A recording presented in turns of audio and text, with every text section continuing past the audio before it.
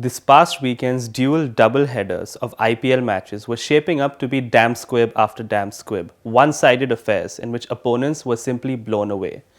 Until we got to Sunday night's match that in a way went a little beyond a last ball finish but didn't quite make it to the super over. Before we break down that encounter between the Rajasthan Royals and the Sunrisers Hyderabad, here's how the weekend impacted the points table. Gujarat have pulled away a significant lead at the top, cementing their masterful title defense with 8 wins from 11 games, the last one coming on Sunday against Lucknow. With CSK, Lucknow and RR, the rest of the top 4 remains unchanged, but look at the mid-table muddle that's formed now. Both the bottom place sides, SRH and Delhi, won, pegging back RR and RCB respectively. Just one win and net run rate separates 4th from 10th, with Lucknow benefiting from the no-result match against CSK earlier in the week. So how about that rollercoaster RR-SRH match then? It took place at Jaipur Savai Mansingh Stadium, a slightly bigger ground where successful 200-plus chases have historically never happened in the IPL before. Not because it's particularly tough to bat on, but the nature of the pitch can change in favour of spin, as was seen as late as the death overs last night. The scorecard and online text commentary will tell you that SRH chased down Rajasthan's target of 215 by 4 wickets, with Abdul Samad hitting the winning 6 straight down the ground. This is after getting a lifeline through Obed McCoy dropping a regulation catch in the first ball of the over and Sandeep Sharma bowling a no ball on what should have been the match-winning final delivery for Rajasthan. But that's far from the full story, which featured twists and turns and tactical blunders from both sides. As we described in an older video this season, SRH head coach Brian Lara can't seem to figure out his best starting lineup, particularly a batting order that he is satisfied with. For this game, Harry Brook and Mayank Agarwal were dropped because they didn't make a consistent enough impact across the previous 9 matches. In their place were Glenn Phillips and an impact substitute in Anmolpreet Singh, but it seemed a huge risk to give an inexperienced player like Anmolpreet his second appearance of the season under such a pressure situation of a massive chase.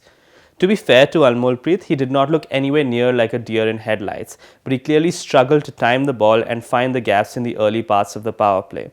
Striking at barely a runner ball at first, he struck some belated boundaries before getting out to Yuzvendra Chahal at a score of 33 from 25 or a strike rate of 132. Far from ideal, as by now the required run rate had ballooned from 10.75 to nearly 13. Phillips, on the other hand, was the much-needed impetus in the 19th over. He tried to perform the kind of heroics we saw from Rinku Singh earlier in the season.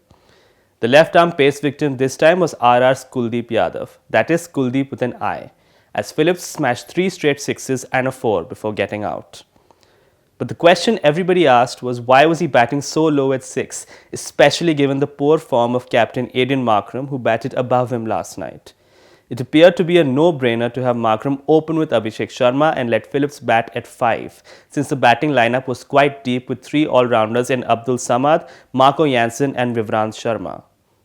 Unlike their 6 prior losses this season, SRH got out of jail more than once last night, thanks to RR's comedy of errors in the second innings. And central to these errors are none other than head coach Kumar Sangakkara and captain Sanju Samson. Captain Samson was instrumental in posting RR's formidable total thanks to his knock of 66 not out of 38 balls, especially since opener Josh Buttler was batting slightly slower than his usual standards. But in the second innings, Samson's performance and tactical decision-making, the latter overseen by Sangakkara, can only be characterized as a disaster class. With gloves in hand, not only did he fail to complete a regulation run-out of Abhishek Sharma, but he also dropped an absolute sitter to dismiss Rahul Tripathi off the bowling of impact substitute Obed McCoy. So let's talk a bit more about Bara's misuse of McCoy last night, whether he needed to be on the field at all.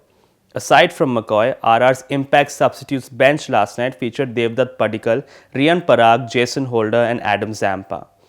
Padikkal and Parag were obvious non-starters since their primary skill with the bat were not needed, and Jason Holder has been out of form all season.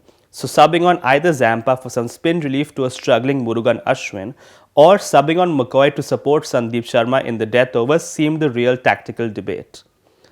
Subbing on McCoy for Ashwin after the latter completed his overseas quota was a good enough choice. But Samson proceeded to use him for only 1 over and dropped that simple chance off his bowling first up.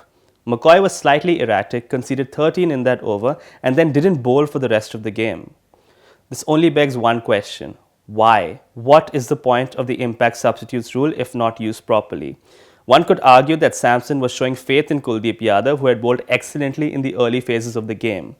But in practice, he has risked affecting the confidence of both Kuldeep and McCoy in the process.